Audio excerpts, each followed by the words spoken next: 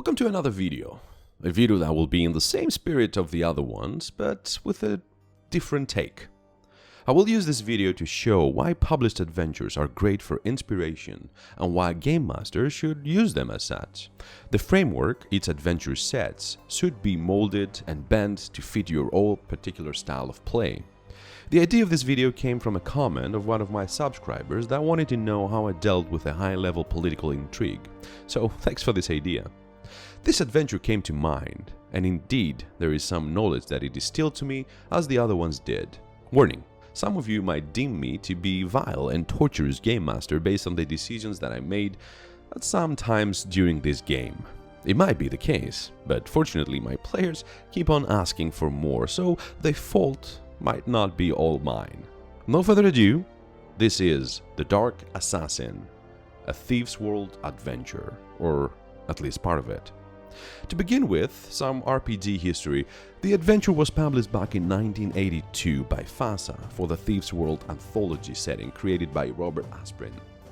A shared world that was created in the late 70s by Asprin in the form of 12 anthologies of stories, all taking place in the same city of Sanctuary by many different writers. Chaosium published an RPG then, set roughly about in the 81, and it had the player's guide, the game master's guide, personalities of Sanctuary, maps, etc. Then Green Ronin, back in 2005, published some D20 products for the world, and that is how I came to know it. I stumbled upon Murder at the Vulgar Unicorn book.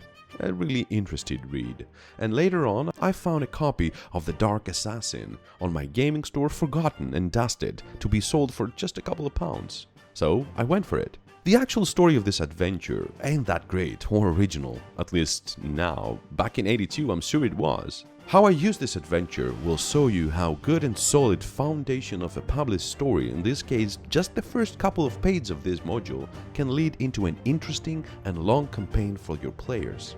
Some context for my games. I always place my games into my homebrew world, so whenever I read a new adventure I'm always reading them behind that specific prism. How can I add that to my world without losing the fun and unique flavor that gives to the original story?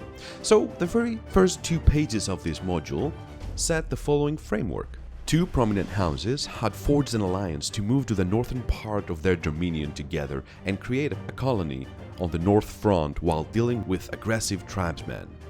Both of the armies established the colony and protected it while made sure they cleared the area.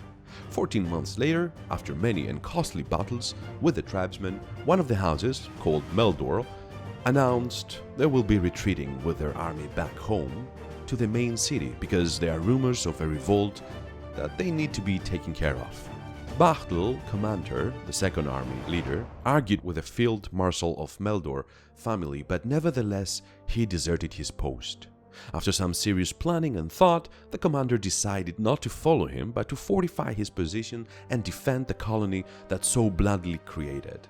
2 days later, a huge force of tribesmen attacked the colony from 3 sides, annihilating the remaining forces of Bachtel House. This is the part of the story I thought to throw my players in. They were sent to investigate the real reason the Meldor House revoked their army, since they thought it was not a mere coincidence that 2 days later that they retreated, the tribesmen attacked. They headed to the capital of Meldor and investigated the claim of the rumors of a revolt. They found out, through blood and gold, that rumors were just insubstantial gossip, and managed to locate the instigator of such claims to a mysterious, almost deranged man in the slums area of the city. Through more gathering of information and subterfuge, they located his house and found hidden in a chest the regalia of the Meldor House, proving that he had some ties to the royal family, at least at some point in his life. By this time, they already been informed that Meldor family has been appointed by the rest of the Alliance's parties to safeguard Bachtel's land, since most of their army was demised in the north. Soon after, their suspicion about a conspiracy against their house will be validated by the poor choices commanders did with the remaining troops that were thrown into the most dangerous and vile areas to protect, leading in more massacre of soldiers of the Bacht House.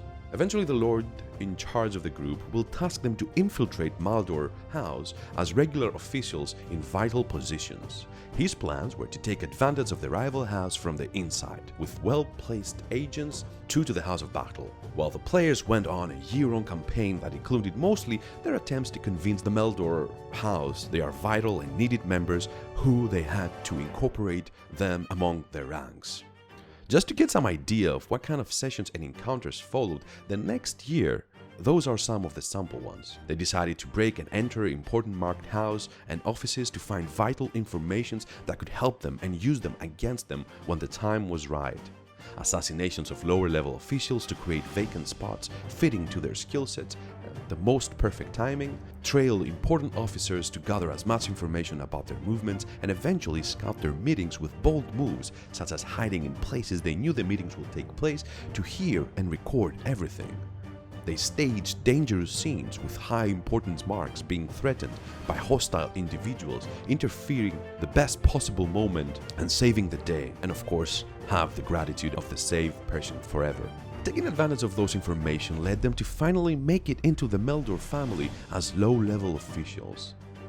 Those are just a fraction of their efforts to actually get in. 10 months of weekly games that propelled them to around 10 levels of characters and found themselves between two of the most powerful houses in the world.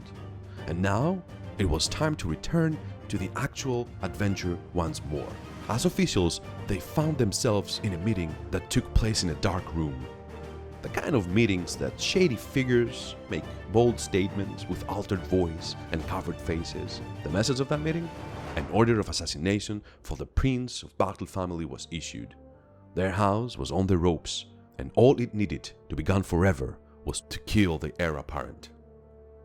Leading to Maldor family taking over all the lands and the trading agreements that so viciously tried to gain in the past decades through many conspiracies.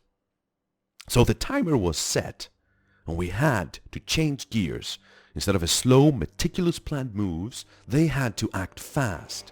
They headed back home to inform the royal family about their intel. The royal response was to charge them with the protection of the prince at the cost of their lives. They had to find the assassin and stop him before their prince was dead. So now I'm back in track with the actual adventure. A wizard has summoned a creature from an extraplanar dimension and had the ability to become invisible for the sole purpose of murdering the priests and send Baal family into eternal grave.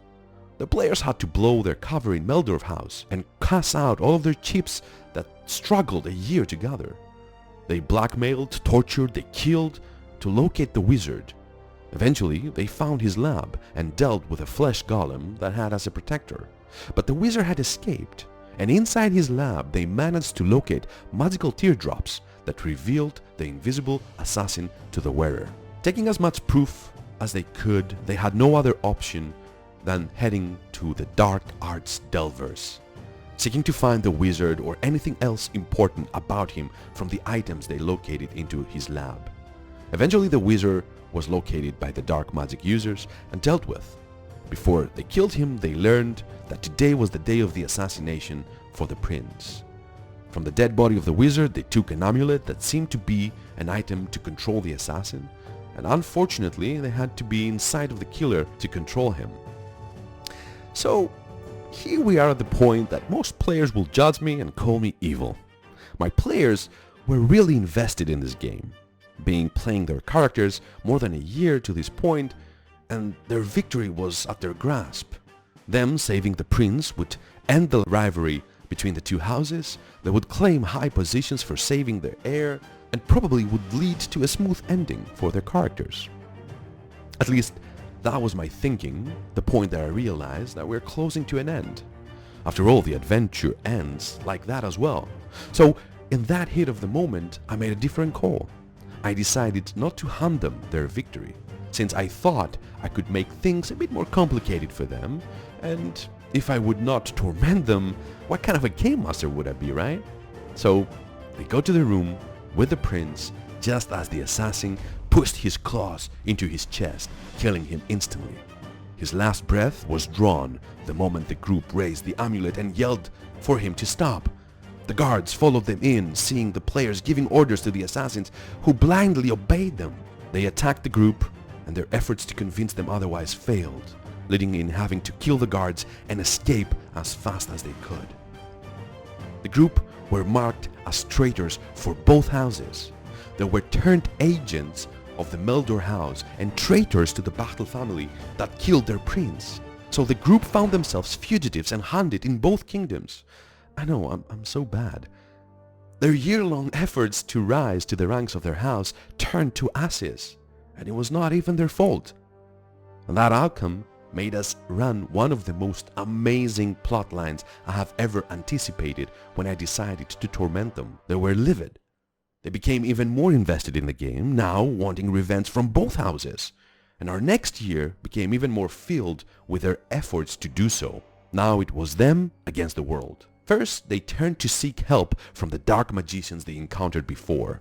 They have established a good relationship with them by letting them have all the magical components they have gathered from the wizard's lab. They let them head to the plane the assassin came from, and they brokered an alliance with them, making sure they will help them when needed, and of course providing them with constant flow of gold for their deeds. Then they headed north to the colony that was now belonging to the tribesmen. They decided that the enemy of my enemy is my friend, and they made a deal with them as well.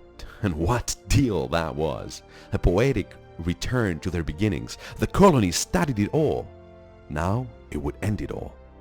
The result of their awesome ideas and perseverance was a perfectly orchestrated vengeance masterpiece that took out simultaneously all of the leaders of both rival houses, and them gaining their lands and treasure as leaders of a newly founded house up in the north, the house that had as a capital the colony that started it all.